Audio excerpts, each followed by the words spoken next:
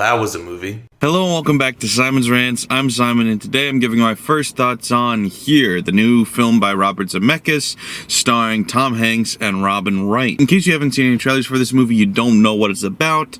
It follows a location. It doesn't follow a location anywhere, actually. It stays in one location. The whole premise of this movie is showing a singular place throughout time. You know, in the trailer, it shows that, Tom Hanks and Robin Wright live in this house, but so did their parents. And you know what? Before there was a house here, there was a Native American tribe that lived in this area. And even before that, there was dinosaurs that roamed this area. And so it's just like throughout time, just this location is the consistent point that we are referring to at all times. So it's just an interesting idea. It also, if you saw the trailer, you saw that there's a lot of, because of that, de-aging CGI and stuff, and a lot of people were immediately put off by that, including myself, and went, well, that's going to be bad. It's another one of those Robert Zemeckis tries too hard to do stuff with CGI that he shouldn't be doing. It's kind of his MO recently, and he's always been a pioneer with, doing special effects in movies. Like Forrest Gump, had a lot going on there in CGI that doesn't age well, but, he's really leaned into it more in the past few movies, and to mixed results. And so I went into this knowing full well that actually this movie is also getting kind of beat up a little bit. It's got a 5.6 on IMDb currently, and it's got a 40-something% on Metacritic. So people don't love this movie, and I saw it with the idea of, well, this is probably not going to be good, but man, I think it's going to be interesting. And, having made films and been involved in making films, I'm so intrigued by interesting and unique and different ideas. I love when filmmakers aren't afraid to try something different, even at the risk of it not working right. And this movie doesn't work right in a lot of ways. It reminded me kind of the whole Megalopolis situation. I don't want to say it's as catastrophically bad as Megalopolis is in its worst moments, but it's the same concept where you've got a well-established director, a great director who's made fantastic movies in the past, choosing to make something to tell a story and to say a message in a way that he wants to, regardless of how it's going to be perceived. And I will say, I enjoyed myself. I enjoyed this movie. That's not to say that there aren't issues with it. The CGI is a problem. The de-aging is laughably bad at times. There's parts where Tom Hanks and Robin Wright have awful CGI faces in an attempt to make them look younger, and it does, but they're supposed to be 18 and they still look 30 to 40. Meanwhile, they've got an awful CGI face, so it's like, was it worth it? There are moments that it works better than others. Obviously, kind of like The Irishman, as the movie goes on, the effects get less and less bad because you're doing less and less work. But also, there was a moment early on when there was, I believe, a different actor. You never really got a good look at him, but playing a teenage version of Tom Hanks's character. And so it's a different actor, but they used Tom Hanks's voice and pitched it up a little bit to make it sound younger. And that was interesting. It was slightly distracting, but it wasn't as bad as, say, the de-aging CGI. I will also say that there's tons of really, really bad acting in this movie. Like local stage production quality level acting from the kids to adults. It doesn't really matter who it is. Obviously, you've got some great actors in there like Tom Hanks and Robin Wright, but you've got a wide range of acting ability and a lot of really bad. Like there was one scene in particular that stuck out where they're showing these guys shoveling out dirt, making a foundation, and this kid runs up and goes, "What are you doing?" "Oh, well, we're building a house down there." And it was just some of the worst acting I've ever seen in my life. But those moments aside, what is this movie? One, it is a stage play more than a movie. I at several points thought to myself, somebody should have adapted this into a stage play rather than a movie, but there are elements you would lose by doing that. There's transitions, there's a lack of clunkiness, it's constantly moving through time and not space, I wanted to say space, but it's constantly moving through eras and the people that it's involving, and I think to do a stage production would be harder. You would have to go more in larger blocks of time instead of just 5 seconds here, 5 seconds there. And so the movie format allowed to do more of that. But I still think a stage production could be really good because this movie's already written and directed and staged, blocked out as if it were a movie, because the audience never really moves except for one shot right at the end. And so this movie felt kind of just made to be on a stage. So I think if you just move some stuff around storyline wise and made it a slightly more linear plot, maybe that could really work. And it could still work with actors walking in and out saying lines. But I mean, already when it comes to stage production, that would also kind of heal the CGI issue, because yeah, there would be characters having to be aged up and down rapidly with makeup and stuff, and that would look bad. But with stage production, there's already kind of an agreed upon commitment between the audience and the production of allowing for a suspension of belief, much greater suspension of belief than a movie, because in a movie you are supposed to be taking what you see for what it is. In a stage production, already you can see where the stage ends, you can see where the set ends, you may even be able to see where the actors are coming in from the wings and stuff. It's like you allow for a lot more in that kind of situation, and I think that would give the audience a chance to forgive the issues a little bit more that are in this movie. All that to say, like I said at the beginning, I did, believe it or not, enjoy this movie. Is it great? No, but it is something. It is something that really makes you feel. This movie is so sentimental.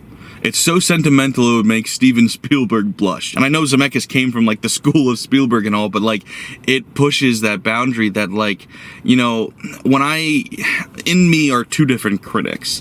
There's the really hard-nosed, like, analytical critic, and then there's the one kind of like, I call him my Roger Ebert, because it's like he just kind of wants to feel something. And so from a technical standpoint, there's not a lot that analytical critic in my head enjoys about this movie, but the side of me, the critic in me that wants to just feel something, was satisfied because I felt a lot. And it didn't always work in that side either. Sometimes they pushed too hard, sometimes it was just a little too cheesy to be invested in. But as the movie progressed and as the moments got more real feeling, it really just was nailed for me in so many ways. And I walked out of this theater crying because there's something so powerful in the passage of time and in the mortality of people and the imperfection of people, and seeing time slip away and not knowing how to properly account for that.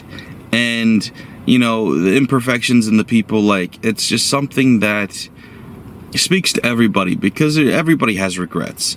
And the older you get, the more regrets you have if you don't, account for them, if you don't deal with them, because you build them up, you collect them as you age. And so unless you start doing something to empty that basket, it's just going to keep filling. And this movie really shows that in a lot of ways. And yeah, it really spoke to me. It's one of those movies that it's a thinker, and you definitely enjoy thinking about it more than watching it. At least I will, because yeah, there's a lot of imperfections in this movie, and I really wish the idea, which was great, had been executed a little bit better.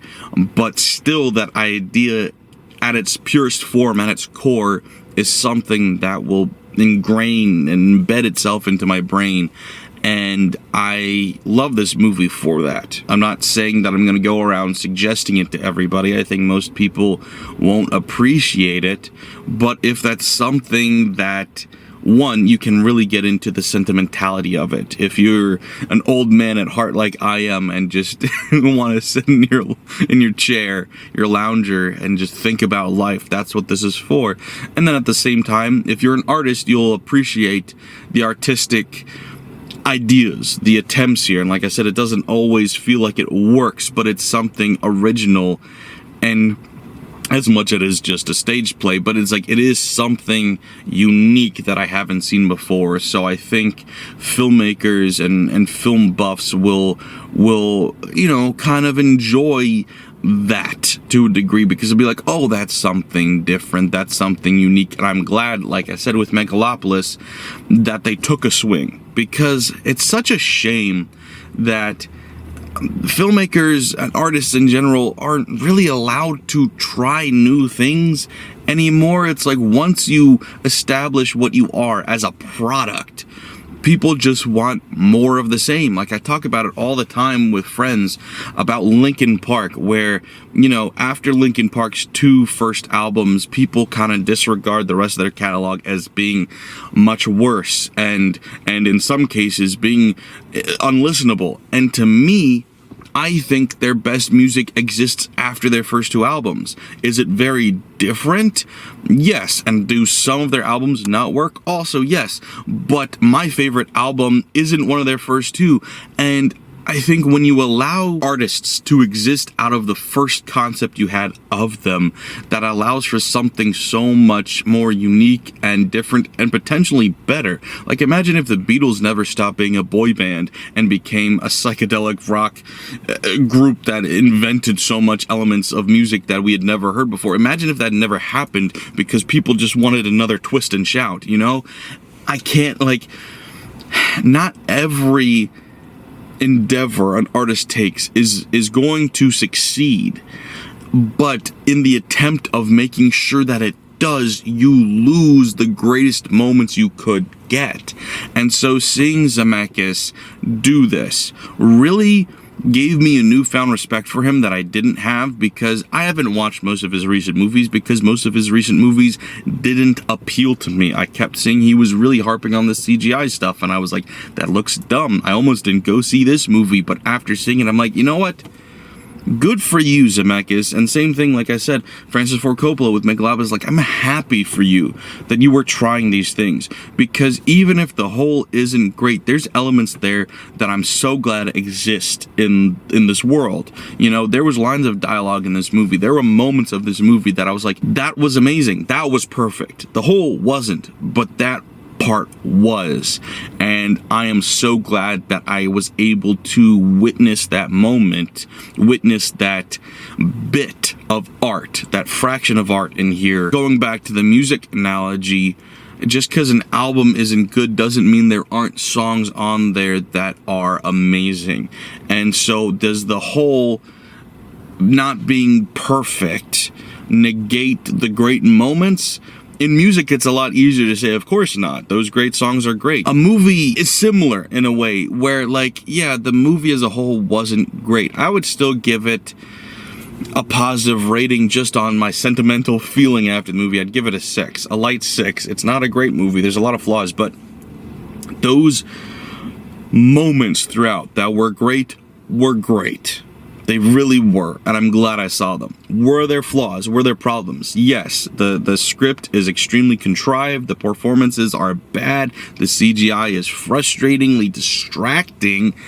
And it's a little bit predictable at times. There's multiple moments that you see starting to happen, and you're like, man, this is contrived. There's a part that really stuck out to me when this character is trying to take a video, and the video camera that has this light contraption on it is plugged into the wall, and you see him just deliberately taking steps forward until it unplugs, and I'm like, I could tell he was acting. I could tell he was more than anything waiting for that to unplug, which one is an acting thing, but it's also a directing thing. So many choices in this movie feel like deliberate acting and directing choices rather than something just happening, or, you know, what a normal movie feels like. So yeah, there's a lot of really fundamental flaws in this movie that are hard to get over.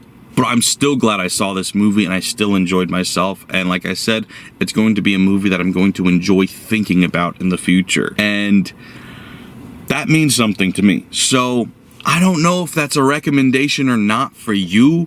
I don't know if you'll enjoy this movie or not. I know a lot of people won't. But if that sounds like something that you're intrigued by, then by all means go for it. So yeah, it's a weird movie, but it's a great experience. So that's what I had to think. What did you guys think, though? If you've seen it, let me know in the comments below. And of course, don't forget to like, share. If you're new here, subscribe. Thanks for watching, guys. Bye.